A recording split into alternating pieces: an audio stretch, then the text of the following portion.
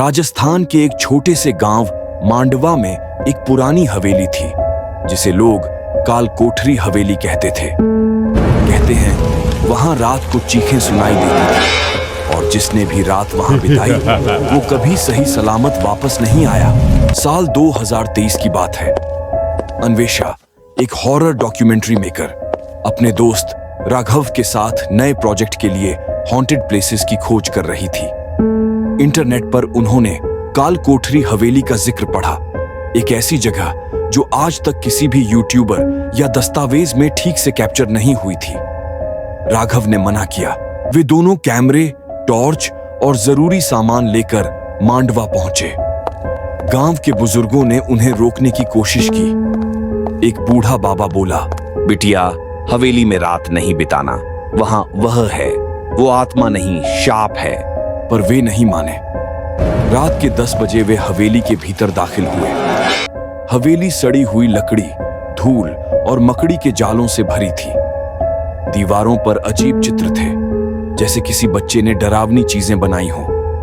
कैमरे ऑन हुए और रिकॉर्डिंग शुरू।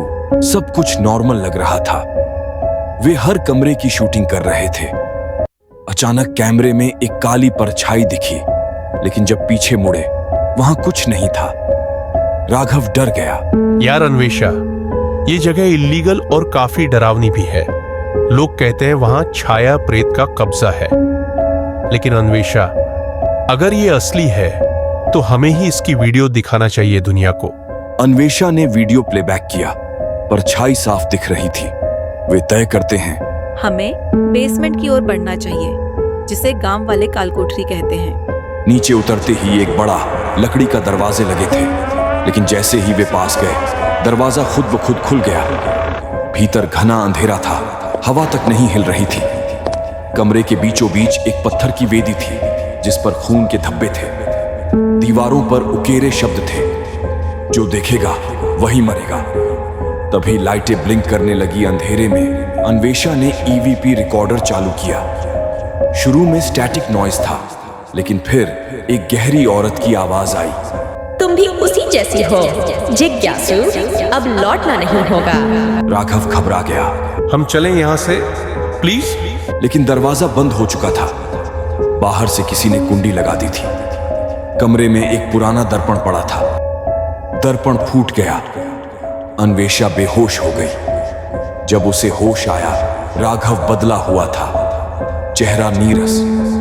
वो धीरे धीरे बोल रहा था, तू मेरी कहानी देखना चाहती थी ना, अब इसका हिस्सा बन जा। राघव अब इंसान नहीं था, वो उस डायन की छाया से ग्रस्त था। अन्वेषा भागी, लेकिन हवेली की हर खिड़की, हर दरवाजा गायब हो चुका था, जैसे वो हवेली अब एक भूतिया भूल भुलैया बन चुकी हो। अन्वेषा को एक पुरानी किताब मिली। उसमें लिखा था, इस हवेली में रुक्मिणी नाम की लड़की पर झूठा इल्जाम लगाकर उसे जिंदा जला दिया गया। उसकी आत्मा तब तक मुक्त नहीं होगी जब तक कोई उसके लिए न्याय न मांगे। अन्वेषा को समझ आया, उसे रुक्मिणी की कहानी दुनिया को बतानी होगी। वो जैसे तैसे बेसमेंट से ऊपर पहुंची और कैमरा चालू किया। अगर मेरी वीडियो कोई देख रहा है तो जान लो, इस हवेली में आत्मा है जो सिर्फ सच की तलाश में है। राघव उस पर टूट पड़ा, क्योंकि उसका शरीर उसके वश में नहीं है।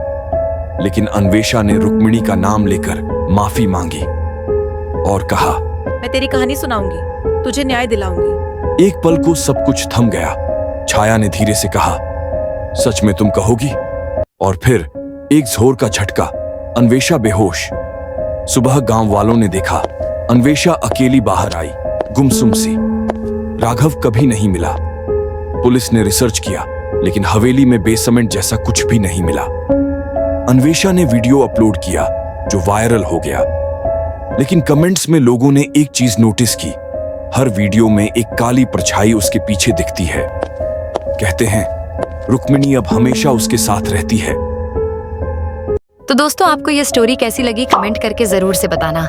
और ये मेरे दोस्तों की क्रश थी, तो आपको भी अपनी क्रश के साथ स्टोरी रिलीज करना चाहते हैं तो आपने क्रश का और अपना नाम कमेंट में जरूर से लिख देना। तो अगली वीडियो आपके नाम